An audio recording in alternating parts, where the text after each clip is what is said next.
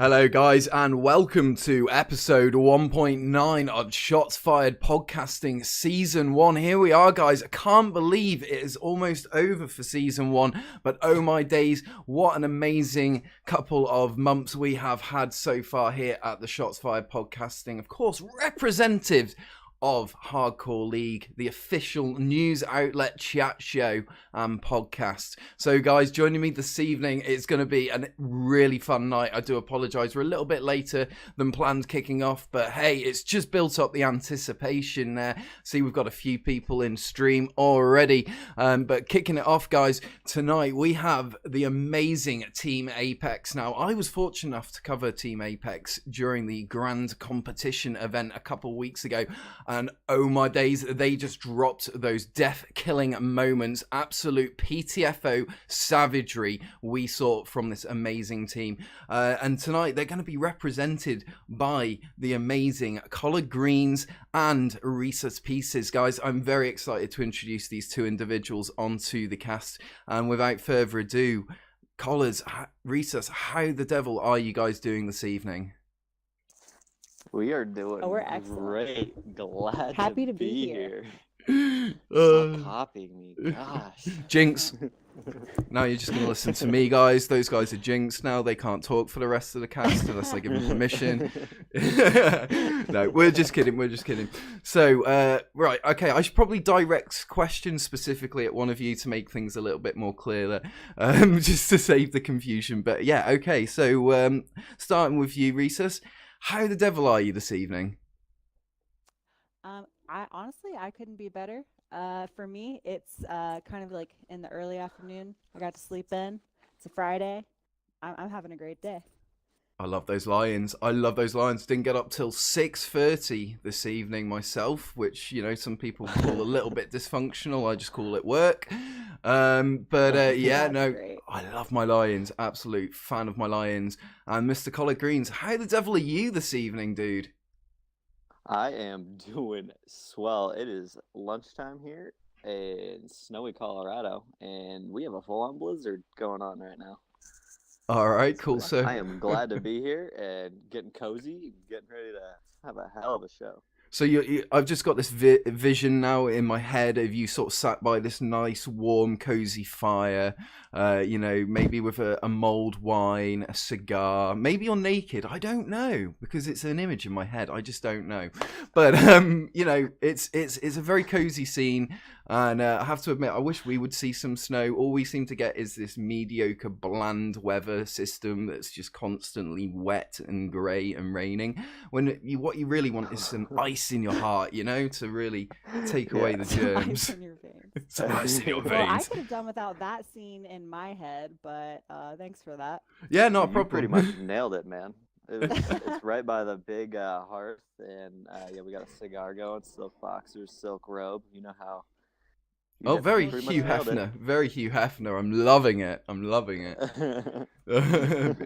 No, it's very like, yeah, Playboy Mansion-esque, really. It has to be said there, Mr. Greens, definitely. So, of course, guys, Collard Greens. I know, right? We've got ourselves a real, I'm trying to think of the word. Can't think of the word at the moment to really encompass what the image is in my head, but yeah, definitely Rico a classy Suave gent. over here. Classy. Classy. That's what we all say about Collard Greens. Very classy. Oh my god. Classy man. Much like myself, of course, being British, it's something that's just immediately bred into us. We're all classy. We're all a bit like, you know, Hugh yeah. Grant. I just have to blink like this and sort of apologize a lot, and everyone completely understands that I am British. So let's just take a look at that chat at the moment, because we have quite a lot of people in here. I'm seeing Wiki 13, of course, another representative from Team Apex. Down below him we've got Astrovirus. What's going on, my dude? Thanks for stopping by. We've got Matri. What is going on, Matri? And Fartbox as well. Sorry, dude, do you recognize some of these names? I'm guessing these are some Team Apex right here. Astrovirus is my best friend. Met him Never heard of him. online. Best friend. Then he came out and visited me. We hung out, and it was a blast. It was the best friend ever. Isn't And it he's just the best? The best pilot in the game. Isn't it just the best when you can meet up with your friends in game and sort of out of game as well? You know, I've only done it once in sort of, almost 20 years of gaming, and I think that's kind of sad for me, really. But it's definitely something I want to do more of, is meeting people in real life. Now, how we go about doing that is, I think Battlefield Esports is the best way forward with that, so we'll see. But just below my tree, we've got Fartbox. What is going on? We've got Hardcore 1. I'm guessing that's one of our new moderators in the channel, possibly. We've got Nick the Grizzly, the big grizzly buggery bear that he is. What is going on, my dude? Thanks for stopping by. Always good to see you. Gennaro, what is going on? Thank you for stopping by. So we've got some pretty amazing people in stream right here at the moment. Guys, it's really good to see everyone. Of course, we're going to be talking about the various things going on within the Battlefield community, and of course the recent patch notes with Chapter 2 releasing lightning strikes. We've got some new information to discuss regarding that, some new features that they're going to be rolling out with. But before we get on with that, I think it's time to talk to Apex and get their side of the story, because as always, these communities, they've got a background, they've got a lot going on. What we see on the field is just a very small part of the overall production of these communities and the overall functioning of these communities. So it'll be really interesting to talk to Team Apex and see how they've approached things, see their history and what's made them the team that they are today. So without further ado, I'm going to hand things over to Collard Greens. And Collard, just tell me a little bit about Apex, where you guys have come from, who you guys are. Well, Apex started a couple years ago when Wiki founded it, and immediately burst onto the Battlefield scene with a vengeance. They really started picking up momentum right around the time that they beat A2O, which is an old team in the BPL, Alpha 2 Omega, and that was a really big win for the team. And since then, there's been some ups and downs, but we have built a really, really great team, and we are beyond excited for the Hardcore League Battlefield 5 Season 1. We are coming for that title. Yeah, I know, and there's going to be a lot of teams out there who are going to be gunning for that as well. So you're going to have some great competition up ahead, and to see Apex take that, I think that's a possibility. Definitely, from what I've seen of your performance on the field, your team seems to be extremely cohesive. Your communications are incredibly locked down and smooth and coherent. So I think there's a lot of potential to come from Team Apex right here, moving forward into Season 1, based off what we've seen towards the end of Battlefield 1's and towards what we've seen pre-RSP event-wise. And I definitely look forward to getting into the nitty-gritty of the Season 1 with yourselves, and sort of just seeing what you're going to bring to the table for Battlefield 5, because of course Battlefield 5 isn't Battlefield 1. It's a completely different game in many respects, and there's so much for the team to get used to out there. I mean, like, now that you've had a good sort of few months to get used to Battlefield 5, how as a team do you think you're going to approach things? I would say that what makes us unique as a team is kind of our bond that we have for being online together. We're really close. We have a Snapchat group that we all hang out in. We Snapchat each other all the time. We FaceTime each other. We call each other. Just as a team, we always play with each other. We always mess around. We play on other games outside of Battlefield, such as, for example, we were getting a little, during launch week, we were just doing such long hours on Battlefield 5 that as a way to kind of release from that, Astrovirus and I made a Apex team house in Minecraft just to blow off some steam. So we all play in different games. A couple of our members play Fallout 76 together. Reese's and I have been playing a lot of Rainbow Six Siege recently, and just we try to keep the team together as possible, because we think what sets us apart is our chemistry, and we have the best chemistry in the league. I can guarantee you that. Well, that right there, that's a pretty strong statement. Yeah, I mean, don't get me wrong, you're up there, but yeah, I mean, that's a pretty strong statement right there. Some confidence. So I'm hoping that you've got, and from what I've seen, I do think you guys have got what it takes to back it up. But yeah, I mean, especially when you look at teams like Long Range Recon Patrol, and sort of Point Gap. Prototype, these are some dangerous teams for you guys to have to sort of watch out for, and they're going to be bringing some incredibly experienced players themselves. So what sort of, have you guys got any sort of specific tactics locked down? Do you look at a specific map and think, that's our strong map, that's a map that we seem to perform on really well? Or do you think, no, we like to avoid maps more than choose specific ones and just go for the wide variety? I would say we do it about the same as we did in Battlefield 1. Yeah, each team's going to have certain maps that have strong points for the team, certain strategies that play into certain maps, so different choke points play into different teams. I don't want to get into too many examples because I don't want to feel like I'm calling anybody out. But yeah, so different teams play in different styles per map. So they're definitely stronger maps. And then there are weaker maps along with the same thing. One thing we're trying to focus on in Battlefield 5 is getting a little bit more consistency from map to map. Whereas on Battlefield 1, we kind of, since it was already out for so long, we kind of just focused on the maps that we were good at. We always made sure that we would absolutely dominate those maps. But I believe that kind of spreading ourselves out between all the maps now and learning each one and trying to make each one our best map is really going to give us a really strong leg up in competition, because there will never really be a map that we don't feel confident on. And I think that's very important when it comes to competition. I think you've just touched on an incredibly important point, and it's a trap that teams can definitely get stuck in.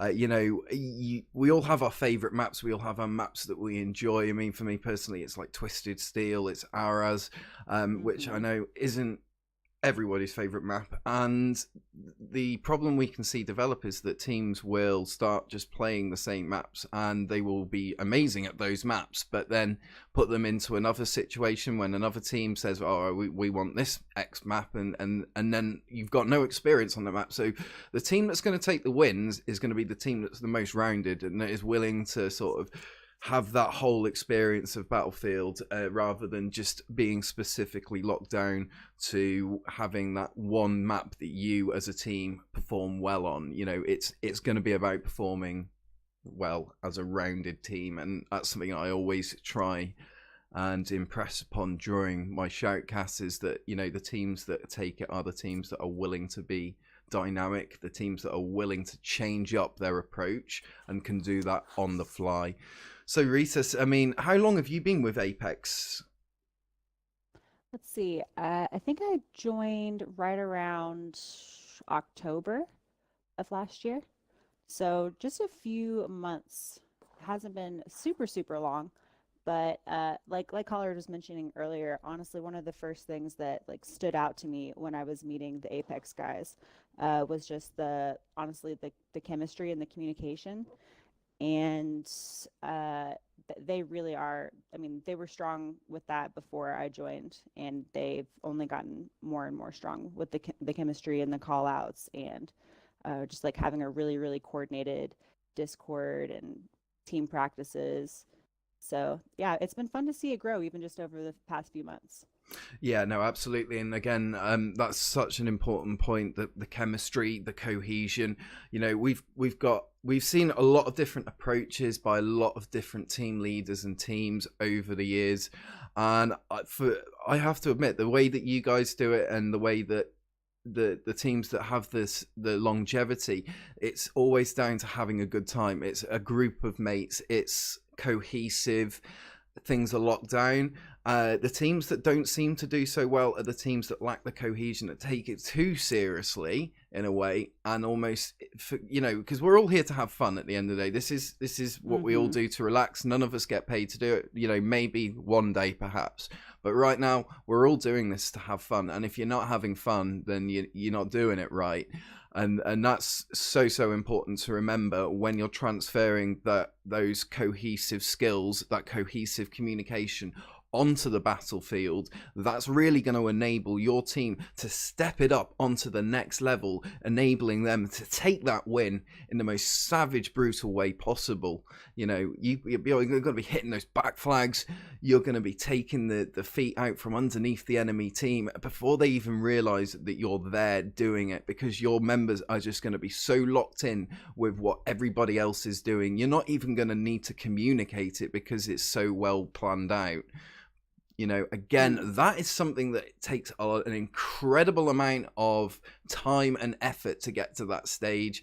But a lot of the time as well, it can just be that you're a group of mates that really get on well. And again, that just makes for some absolutely amazing gameplay and some amazing oh my days moments from my point of view. So Oh my days. Oh my days. So were you involved with Battlefield Esports in any context pre-October, or are you sort of relatively new to the whole scene? Yeah, I'm relatively new. Battlefield 1 was my first Battlefield, and it was also my first first-person shooter. So Battlefield 1 was a lot of like a learning phase for me. And so with Battlefield 5, yeah, that was I mean, I was lucky that Battlefield 1 was more of a casual game, and I had the opportunity to learn with that, and I got the chance to meet tons of members of the competitive community. I played a lot with the guys from PG, as well as several other competitive teams before I found Apex, and it really, I got to learn so many different play styles before having to come into Battlefield 5, which, as we all know, is a lot less casual. So it's been a learning curve, but yeah, I'm really excited that this is my chance for a competitive scene. What a time to join the scene as well. I mean, this next few months is just going to be hopefully some of the best Battlefield esports that we've seen so far. I mean, we are just going from bigger to better. No one can deny that, from where Battlefield's esports started off to where it is now, it has just grown exponentially, and we're hoping to continue that growth and continue that expansion, but in a way that is healthy, for the community, for the wider community, for the Battlefield esports fans. Because at the end of the day, if things blow up too quickly, then we're not going to be able to provide that same personal quality sort of service that the Hardcore League is renowned for. And that's something that is incredibly important to us, is that we want to grow our infrastructure and our operation alongside of our natural growth. And for us to do that, it does mean that we, sometimes have to take a step back and say, we've got so many projects on the go.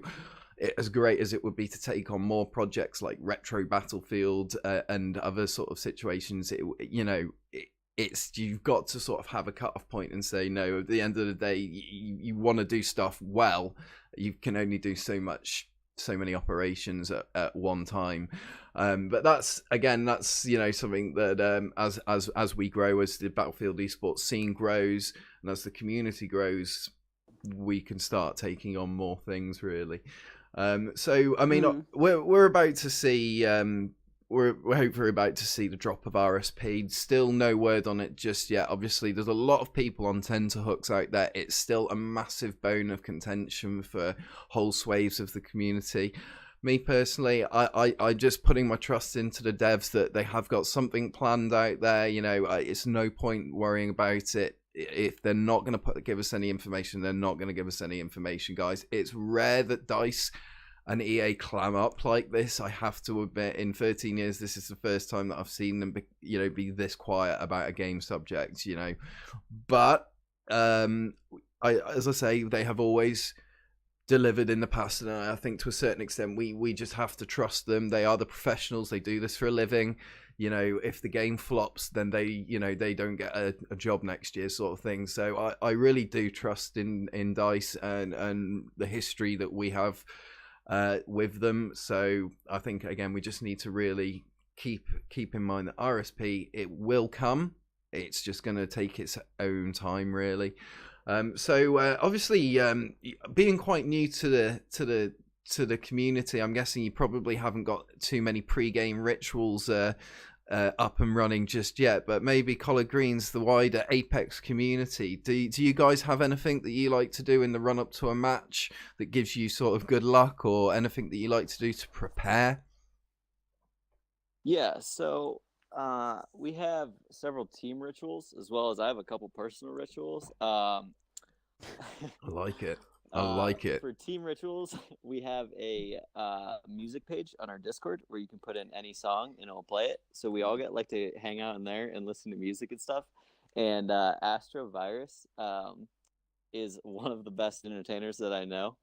So if we're all in an Xbox party, he has really loud speakers in his room, and he will get the speakers and he will just blare music as loud as possible at the parties. And that's for while we're doing our warm-up games, I love it. getting loose and warmed up. And then a little bit closer to the actual match, we start going over breakout plans, getting the squad set up, Discord, stuff like that. And we really start focusing up so that when that timer hits 0, we are ready to go. And then for me personally, my my pregame rituals are a little bit weirder. I have terrible circulation, and so my hands get really, really cold really easily, even midsummer. Yeah. So usually before I play, about 45 minutes before I start warming up, I put my hands in the hot tub for about 20 minutes to just to really get the hands warmed up. Because that's what it takes for them to even get warm enough to use them for Xbox. Collard Green's about 90 years old. I don't know if you knew this. It's really quite amazing that somebody is elderly age. You know, that's interesting, because I was under the impression that Booyah was the patriarch of the Battlefield community, but it sounds like we could have a genuine contender here, guys, for the most ancient male in the game. Of course, we've got Matriarch, who we all know, love, and respect. May, she is an amazing person. She does so much for the community, and May, from the Hardcore League, bottom of our hearts, we love you. We love you. You're awesome. You keep doing you, because the mustache, the hat, that killed me. That killed me, and I'm sure it killed DICE as well. I'm sure it really got the point across there. But so I've been trying to organize like some kind of Battlefield-esque marriage between Booyah and between Matriarch. I think they're both already married or something. I'm not even sure, to be honest. I'm not even sure. But I think May and Booyah would just make the best, and then it could be like a Battlefield-esque wedding as well. Could you imagine? We could have like, instead of the traditional wedding fanfare, we could all come dressed up in various Battlefield sort of kind of dress-ups, from over the years. We could have we could have Battlefield 3, we could have Battlefield 1, we could have all the Battlefields. Sorry, I am massively going off subject here. Maybe I'll meet up at the church on Aris. I think that would be a good venue. That's my 2 cents. Yeah, sounds good. We could meet there. So Booyah, May, you're getting married. Congratulations. If you heard it here first. Yeah, so Apex wedding gift. We'll get it in the mail as soon as possible. He's going to make me pay for this. He's going to be so angry at me. So angry. May's probably just going to have me killed or something. I don't know. But so massively off topic there. But hey, that's what we do here at the Shots Fired podcasts. So, I mean, we've got a lot of new teams coming in. A lot of new people that haven't tried Battlefield esports before. They rate themselves as pub players, and they're very confident, some of them, and some of them actually do deliver. I've seen some amazing teams come in as new teams and just wipe the floor with our veteran teams, and that's happened a few times. So stay humble, veteran teams. But for those teams that are new and perhaps haven't got locked together as a cohesive team yet, what would your advice be, Collard, for those teams starting out? What would you say is a good thing to try? What would you say is a good thing to avoid? I would say, first off, that you should really mentally prepare yourself for your first competitive match, because you're going to get the absolute snot beat out of you. The pace is just so much faster. The gunfights are so much more intense. It really comes down to milliseconds in the gunfights, and it's just such a different learning curve than public matches that it's really important to not get discouraged after your first match or two, because it will get easier and you will get more used to it. And I think the things that help new teams is to just play the best players you can, as much as you can, because the more you play these really good players, the more you'll figure out how to deal with them and what's necessary to win these gunfights and what's necessary to be successful against these big teams. And I would really just, it's all about just practice for these new teams. You really got to be committed for the esports teams. Yeah. And if you want to be successful, you really got to put in the time, and it's all about, you got to be confident as well. You can't be going in scared. If you go in scared, you've already lost half the battle essentially.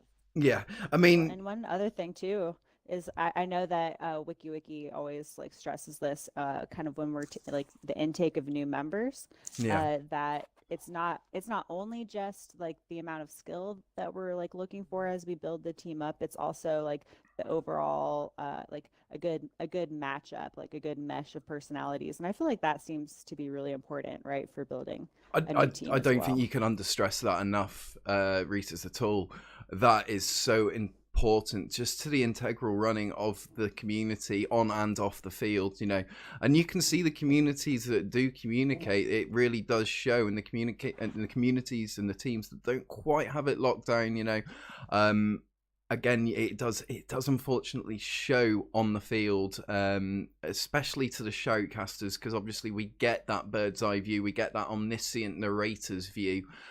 We see everything, it's definitely, it's definitely, you can tell that difference between how a team is operating. And one thing that we don't see, and one thing that we will be building on through the framing of player cameras, is that we will be catching into the in-game context. Not, we won't be showing incredible amounts of it because we don't want to be giving these teams inner secrets away, but we will definitely be trying to show snapshots from the in-game, in-party context, so that you guys are building a better idea as a viewership when you're watching our streams. You can get more context. More information is more context when it comes to Battlefield esports, and as long as it's delivered right in a way that is understandable, which sometimes isn't the easiest thing to do because the game can move on at such a high pace, as the guys just mentioned there. But one thing we recognize here at the Hardcore League is that we don't want to just be focusing on the professional players, the players that are going to be going for the cash prizes, and if sort of professional Battlefield esports comes a thing, we're not just focusing on those guys. We want to capture everybody. We want to capture your professional players, your competitive players, and your casual players. And Hardcore League will run events that are orientated and sort of aimed at those specific player groups. So even if you're new to the field, guys, and you think, no, there's no way I feel comfortable jumping on and going up against the veterans, then there's so many other events for you to get involved with, and that's something that we cannot stress here enough at the Hardcore League. We want this to be an inclusive experience, and we want to capture as many Battlefield players out there as possible.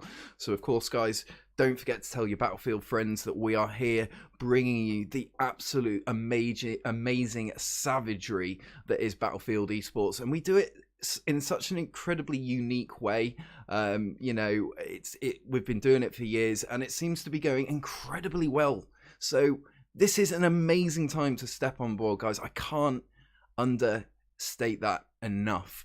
Right, let's. I've got some more questions for these guys here. Just bear with me. So, I mean, yeah, over the last couple of weeks, we've had some amazing sort of competitions going on. You guys, of course, were involved with Grand Competition on the Xbox night. How did you find it? Did you enjoy it? That was an absolute blast. I wish Oh yeah, I we had a would ton of have fun. warmed up a little bit more, because I accidentally overslept and woke up about 4 minutes before the first match. But it was an absolute blast to be a part of.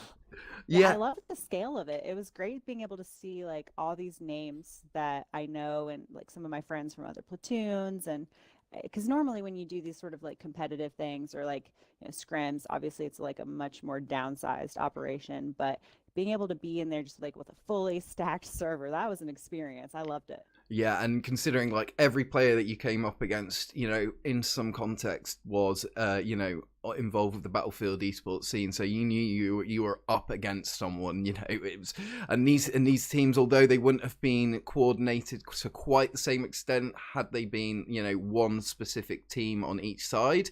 You know, the level of inner squad coordination would have been on point, and all it really would have taken would have been for the squad leaders to get their heads together before the match and say, look, we'll cover the front flags, you cover the back flags, and then pretty much that is a coordinating team, you know. I mean, yeah, it was amazing to see. We had that moment where in fact I was on Collard Greens, I was calling him out, you know, reading out the statistics, going over the weapon, what you guys have been up to in the last few minutes, and then I pan out of the to cover the objective. I think it's Charlie objective on Felge, and this bomber just comes in and slices right between your entire attacking vanguard and decimates it. Takes out 2/3 of the van.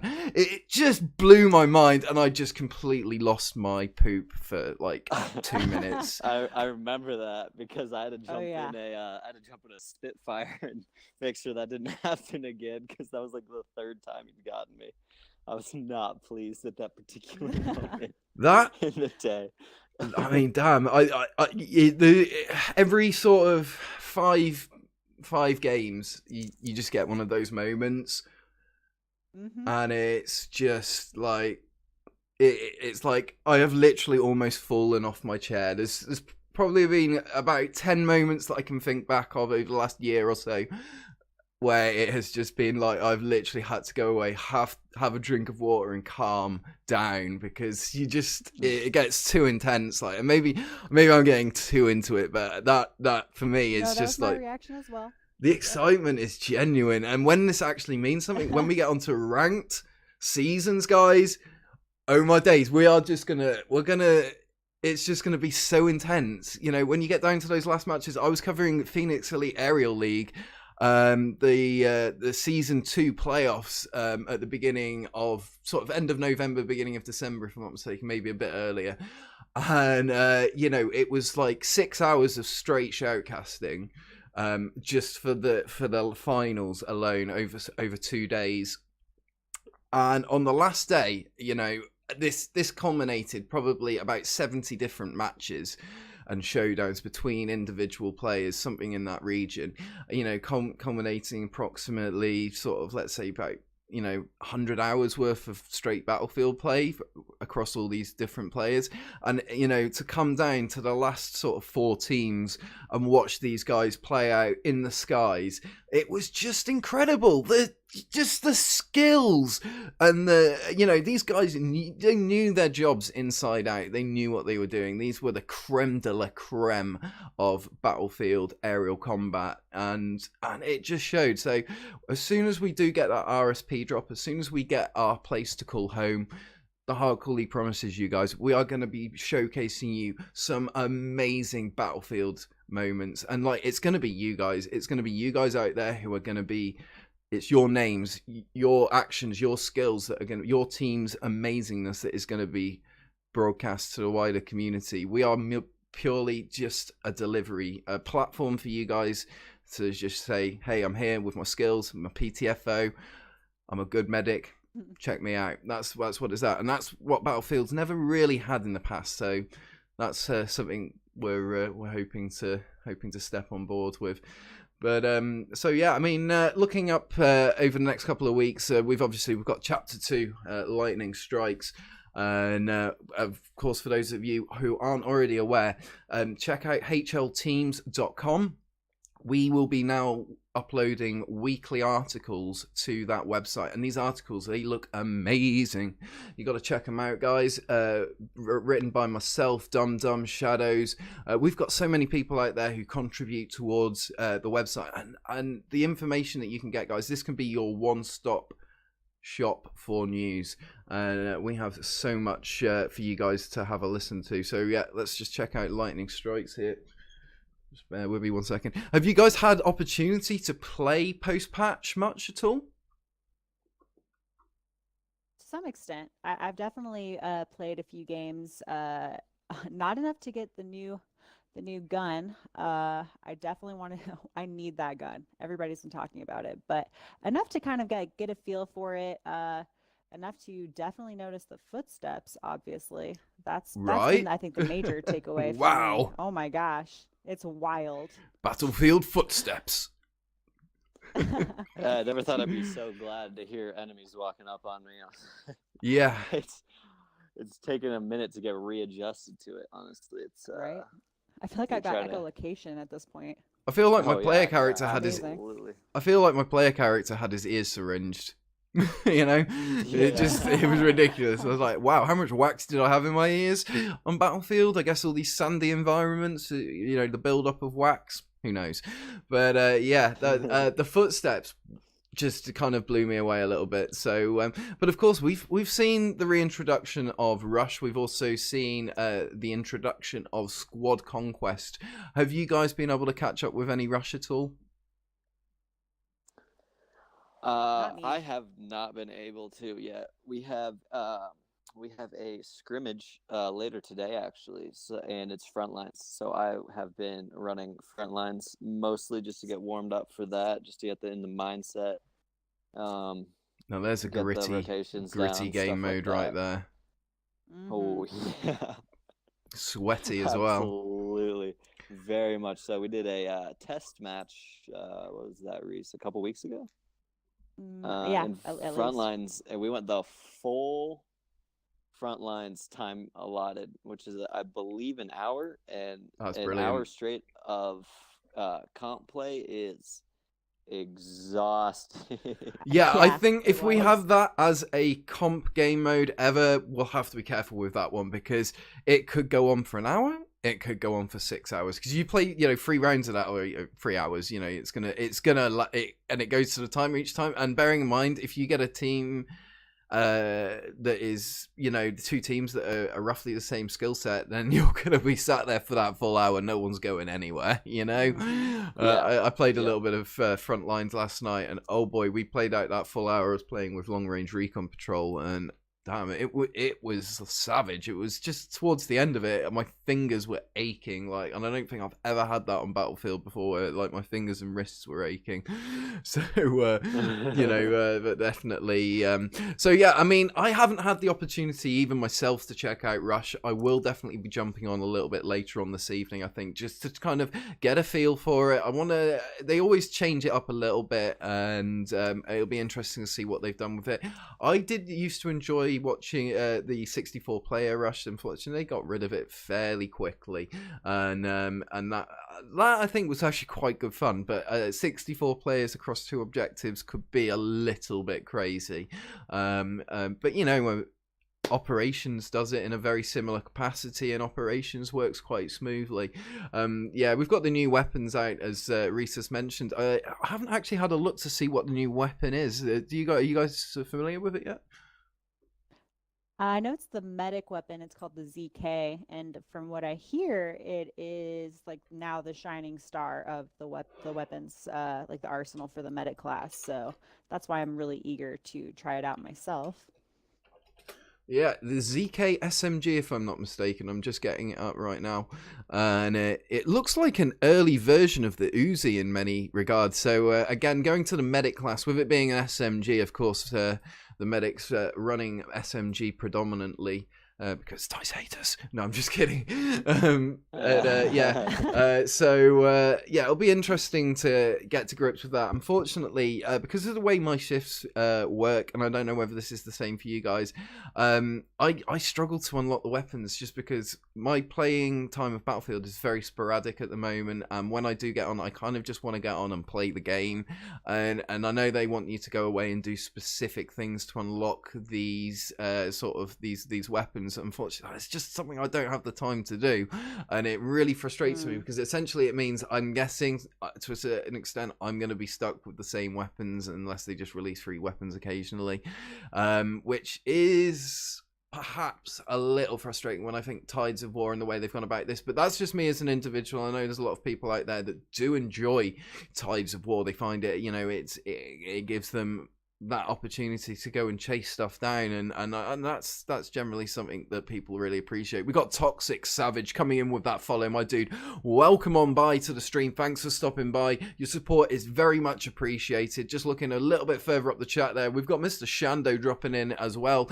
MJ Verdon, what is going on, my dude? Thank you so much for stopping by. Some amazing people in the stream this evening, and of course, guys, if you're just joining us, we have the absolutely outstanding community that is Apex, Team Apex, guys, and representing them is Reese's Pieces and Collard Greens. Collard Greens is team lead, if I'm not mistaken, for Apex, alongside Wiki, who was founder of Apex when they initially got started. We got Reese's Pieces coming in with the 4-month in a row subscription. That is very much appreciated, Mrs. Pieces. Thank you.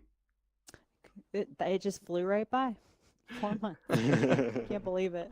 That's crazy, right? It is crazy how quickly time seems to go when you become an adult. And the more you become an adult and the older you get, it's like it seems to speed up, and that sucks. But sorry, go on. Oh no, I was gonna say for me, I think it's more so I'm kind of going the opposite direction. I play more video games now than I ever have. So rather than becoming more of an adult, I'm reverting back to my childhood, and time just flies when you're having fun playing a lot of video games. So I'm just gonna go that direction with it. Yeah, no, absolutely. I'm tracing backwards as well. By the day. It's a regression. On a slight side note, because I've just read something and it's just reminded me. Have you guys got any thoughts on the new death experience in game? Have you played it enough? Because it makes me feel sick. It makes me feel physically nauseous. Really? Yeah. Wow. No, it hasn't had that strong of an effect on me to the point where it like makes me feel ill, but it's a little jarring. I guess, I mean, it does give me more information than I had before, but I presume they're going to be refining that experience. Yeah, I mean, the motion is a little much, and I also think that it might be a little bit too long. Or they could have an option where you kind of speed through it, where you can immediately start kind of skipping through that part and just get to the bleeding part. Because sometimes it does feel like you're just laying there for a while, even if you're getting immediately revived. You kind of want to be conscious for that. Yeah. No, I mean, me personally, I don't see what the issue was with the old death cam. I am of the old school when it comes to Battlefield. I don't think, I mean, the kill cam is something they introduced, I think it was in Battlefield 4, it may have been Battlefield 3, and, you know, it's never something that it's really been needed in Battlefield. I think, you know, at the end of the day, if you're dead, your character's dead, like, you shouldn't be calling out information, like, that's the fact of it, you know. unless you've got that information to call out as a result of you dying, obviously that's fair enough. But you know, post dying, like, I don't think you should be able to see what's going on around you, because that's not really encompassing what Battlefield is as a game. You know, that's definitely more of a Call of Duty, Halo, CSGO-esque type of feature. Mm-hmm. I prefer for Battlefield to keep it more sort of sticking towards the simulator side of things. And I know Battlefield is not a simulator by any stretch of the imagination, but it definitely leans more towards simulator than it does towards arcade shooter. And sort of death cams and death experiences, you know, that can lead towards a sort of almost like an arcadey experience when in fact you want it to be this sort of real experience. That's how it is for me, but I know, you know, again, that's just my personal opinion. Yeah, you're not alone in that. I agree. I'm kind of feeling the same way about it. I didn't mind the old way at all. And honestly, if you're paying enough attention, then for the most part, you kind of know the general vicinity of the guy that got you anyhow. So, I kind of agree with you on that. Yeah, no, absolutely. And we've also seen a slight change as well to the vaulting mechanisms. They've added in. I don't think they've added anything in. I think they've just smoothed out the process. So instead of getting quite so caught up on those fences and various other structures that you need to be climbing over, they've just kind of smoothed the whole process out a little bit, which I didn't even notice a problem with the vaulting, to be honest. But you know, obviously there was something in there that they felt they needed to fix. But we're also going to be seeing the introduction of co-op in February, so that's going to be interesting. Now, this again is something where I think Battlefield is obviously they're trying to grow and expand the game so that they can encompass as many players out there and draw in as many players. You know, we saw the introduction of single player during Battlefield 3.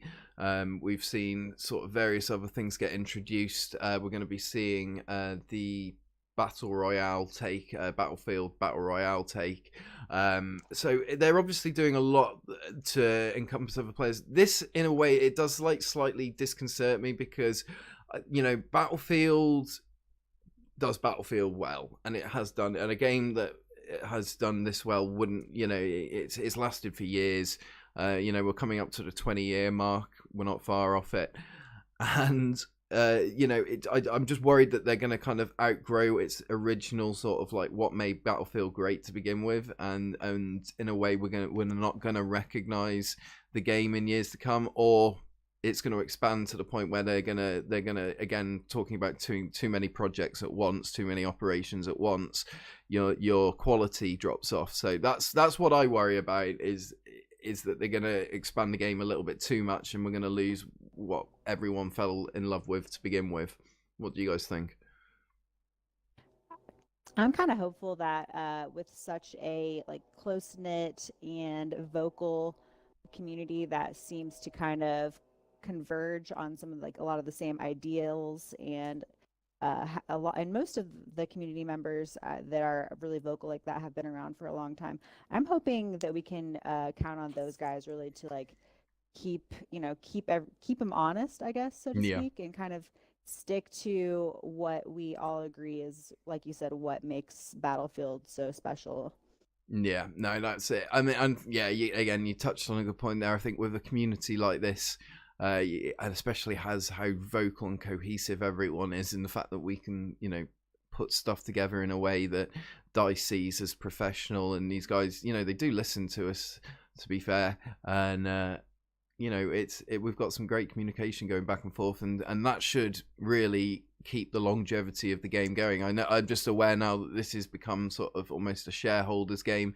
It's got to the point where it is making so much money that people are investing a lot of money into it, so they're going to want to see a return on their investment, and I just hope that we don't get to that point where they're like, oh, okay, Battlefield no longer, you know, it becomes more about making the money than it does about the sort of the game. And I don't think, you know, we're there at all by any stretch of the imagination, but I think there is a risk of, like with anything that is sort of to do with making money, there is that risk of it developing and outgrowing itself almost. But Booyah, stay away from me. Stay away from me, Booyah. I see you in the chat there, lurking away. So, I mean, looking to the future, the next sort of couple of years, what plans, what dreams, what do you have in place for Apex? Where do you think this is going for you guys? I think we have a really great opportunity because just the team is just so tightly knit group of people, and we all have different skill sets and stuff that I think from a competitive standpoint, there really is no limit on what we can do. And I truly believe we can win the championship, and it's going to be hard fought, but I believe that we can do it as a team. And then I think there's potential for us to grow into the content side of things a little bit more as well. We have a YouTube channel and Instagram and Twitter, and we got a lot of really great clips from all the amazing people on the team that they send in and stuff like that. And I think we just really want to grow the team as big as possible. We're working on picking up a couple sponsorships right now, talking to a couple people, so those will be out soon. Just some really exciting stuff going on over here at Apex. Reese, got anything else to add to that one? Well, there's also the opportunity possibly in the future to kind of expand to other games. That would be kind of an interesting Yes, I thing. forgot about that one. Yeah, we've kind of been, I mean, not in an official capacity, but we've kind of been testing that out recently with a couple of other games. And of course, this year there will be more games to be keeping an eye on. Another one, obviously from EA would be Anthem, and I've kind of had that in mind. But we're always going to be, I think, at our core, a Battlefield-based community. But I think that we do want to grow like the community side of things and see kind of how well we can play other games as well. Yeah, I mean, that's it. At the end of the day, growth and expansion, never a bad thing. And sort of seeing what else you can do in other arenas. That seems to be, looking at the individual esports teams out there, they seem to have a sort of good covering of players from different games rather than it being one specific game. So that seems to be definitely something that gives these teams strengths, for example, really. Just bear with me. So I mean, yeah, it is an exciting time to be involved in Battlefield at the moment, and the future is bright. The future is orange. Don't know why I just said that. It's weird.